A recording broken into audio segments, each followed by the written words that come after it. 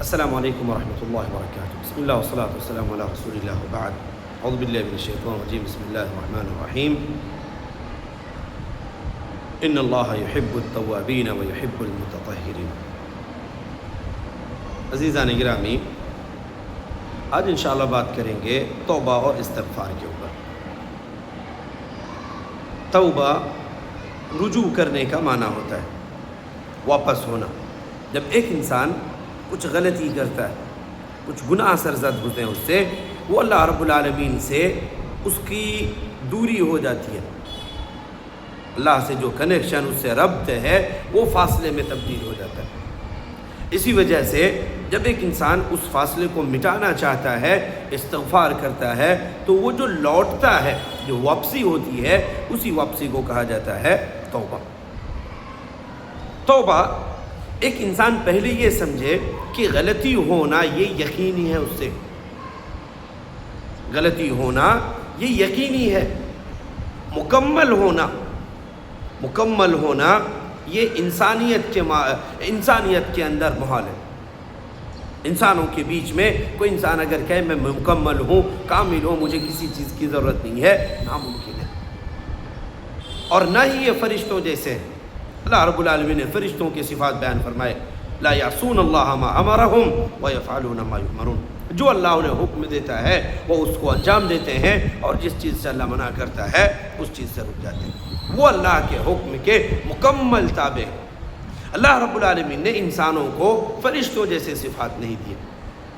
غلطی ہوگی، خطائیں ہوں گی، کوتاہیاں ہوں گی ایک انسان کی زندگی میں، لیکن ساتھ ہی ساتھ اللہ رب العالمین نے ان کے لیے مغفرت کا وعدہ کیا، اپنے غفران کا ذکر کیا، اپنے رحمت کا ذکر کیا، اور اپنے معافی کے لیے اشارہ کیا. نبی علیہ الصلوۃ والسلام فرماتے، لو لم تذنبوا، اگر تم لوگ گناہ نہ کرو، یہ فطرت ہے، لو لم تذنبوا لذهب اللہ بکم، اللہ تمہیں ختم کر دے گا. ولجاء بقوم، اور ایک ایسی قوم پیدا کرے گا، یذنبون، جو گناہ تو کریں گے، ثم یستغفرون اللہ، پھر اللہ تعالیٰ سے معافی مانگیں گے، فیغفر لہم، پھر اللہ تعالیٰ انہیں معاف کر دے. صحیح مسلم حدیث نمبر 2749. ایسا نہیں ہے کہ اللہ رب العالمین نے انسان کو گناہ کرنے کے لیے پیدا کیا، بلکہ اس حدیث کا مفہوم ہے کہ اللہ رب العالمین کو استغفار کتنا پسند ہے. ایک انسان اللہ رب العالمین کے سامنے جھکے، اپنی عاجزی کا ذکر کرے، اپنی کمزوری کا اظہار کرے، اللہ رب العالمین کے سامنے گڑ گڑائے، اس کے سامنے روئے، اللہ کے سامنے اپنی عاجزی پیش کرے. اللہ رب العالمین کو یہ چیز کتنی پسند ہے. بہت سارے لوگ ہیں حدیث کا مفہوم سوچتے ہیں کہ اللہ رب العالمین نے ایک انسان کو گناہ کے لیے پیدا کیا. جی نہیں. استغفار اللہ رب العالمین کو کتنا پسند ہے استغفار. اس مفہوم کے اندر کئی ساری حدیثیں ہیں، کئی ساری آیتیں ہیں. اختصار کے ساتھ سمجھنے کی کوشش کرتے ہیں. اللہ رب العالمین نے فرمایا، واللہ یدعو الی دار السلام، واللہ یدعو الی دار السلام، اللہ رب العالمین تمہیں سلامتی کے گھر کی طرف بلا رہا. یا بعض میں ہے واللہ یدعو الی الجنت والمغفرۃ باذنہ، اللہ رب العالمین اپنی جنت، اپنی مغفرت کی طرف تمہیں بلا رہا. یدعوکم لیغفر لکم من ذنوبکم ویؤخرکم الی اجل مسمى. وہ رب تمہیں اپنے تمہارے گناہوں کو معاف کرنے کے لیے اللہ رب العالمین تمہیں آواز لگا رہا ہے، تمہیں بلا رہا ہے، اور تمہیں مہلت دینا چاہ رہا ہے.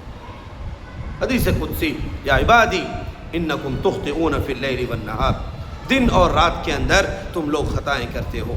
وانا اغفر الذنوب جميعا، اور میں تمہارے تمام گناہ معاف کر دوں گا. فاستغفرونی اغفر لکم، تم لوگ مجھ سے معافی مانگو، مجھ سے استغفار کرو، میں تمہارے گناہوں کو معاف کر دوں گا. ہر رات اللہ رب العالمین آسمان دنیا پر آ کر کے آواز لگاتا ہے، من یدعونی فاستجیب لہ، من یدعونی فاستجیب لہ. کون ہے جو مجھ سے فریاد کرے، مجھ سے دعائیں کرے، میں اس کی فریاد قبول کروں گا. من یسألنی فاعطیہ، کون مجھ سے مانگے گا جس کی میں فریاد قبول کرتے ہوئے اسے عطا کروں. من یستغفرنی فاغفر لہ، کون ہے جو مجھ سے معافی مانگے اور میں اس کو معاف کر دوں۔ اس قسم کی بہت ساری حدیثیں ہیں جن میں اللہ رب العالمین نے ایک انسان کو خود آواز لگائی ہے کہ وہ بندہ اللہ رب العالمین کے پاس آئے۔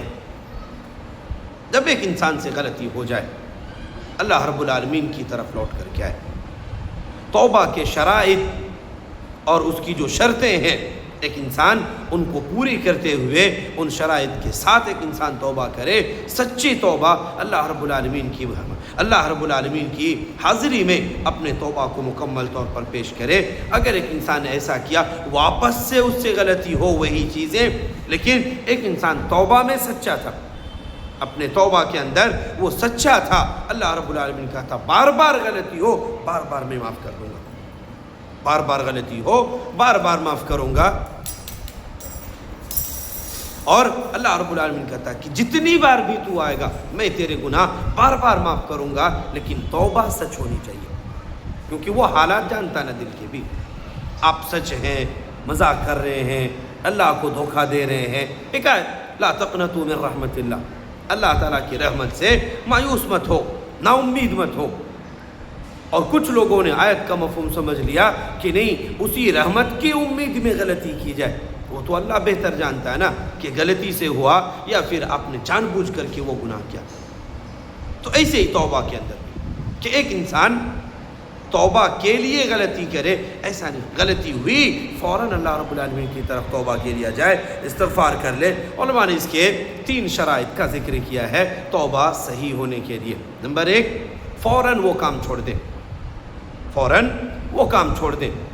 دوسرا، اس کام پر شرمندگی ہو، اس کام پر شرمندگی ہو، آپ کو وہ چیز اچھی نہیں لگی، غلطی ہوئی، آپ کو اچھا نہیں لگنے لگا، آپ کو ندامت لاحق ہو رہی ہے۔ اور تیسرا ہے کہ آپ اس کام کو دوبارہ نہ کرنے کا عزم کریں کہ اب آئندہ کبھی نہیں کریں گے۔ یہ 3 شرائط ہیں، اور اگر اس کے ساتھ ایک اور شرط بڑھا لیں، اگر وہ حقوق العباد سے ہے، بندوں کے حقوق میں سے ہے، تو وہ بندے کے ساتھ، صاحب حق کے ساتھ اپنے معاملے کو حل کریں، تب جا کر کے کچھ چیز مٹے۔ یہ ہے توبہ اور اس کی سنجیدگی۔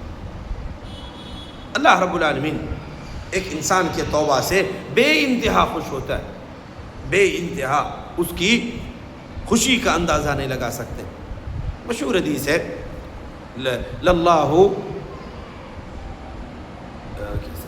للہ اشد فرحا بتوبۃ عبدہ المؤمن، مشہور حدیث ہے۔ وہ بیابان میں پہاڑوں کے بیچ میں ایک انسان کی سواری غائب ہوئی، اور اس کے بعد اسے سواری مل گئی، خوشی جتنی ہوتی ہے، اس انسان نے خوشی میں کہا اللہ تو میرا بندہ، میں تیرا رب ہوں۔ اللہ رب العالمین کہتا ہے جتنا اسے خوشی ہوتی ہے اس سے کہیں زیادہ خوشی اللہ رب العالمین کو ایک بندہ جب توبہ کرتا ہے تب ہوتی ہے۔ استغفار کے ساتھ آئے، مہینہ بالکل اختتام کو ہے، اللہ رب العالمین کے سامنے استغفار کریں، معافیاں مانگیں۔ اللہ رب العالمین اس مہینے کے گزرنے اور اس کے ختم ہونے سے پہلے ہی اللہ رب العالمین ہمارے گناہوں کو بخش دے، معاف کر دے۔ اللہ رب العالمین ہمیں کثرت کے ساتھ استغفار کی توفیق عطا فرمائے، توبہ و استغفار کی جلد از جلد توفیق عطا فرمائے۔ اللہ رب العالمین ہمارے توبہوں کو قبول فرمائے، استغفار کو قبول فرمائے، آمین۔ اقول قولی ھذا واستغفر اللہ لی ولکم ولسائر المسلمین واستغفروہ من کل ذنب انہ هو الغفور الرحیم، وصلی اللہ وسلم علی نبینا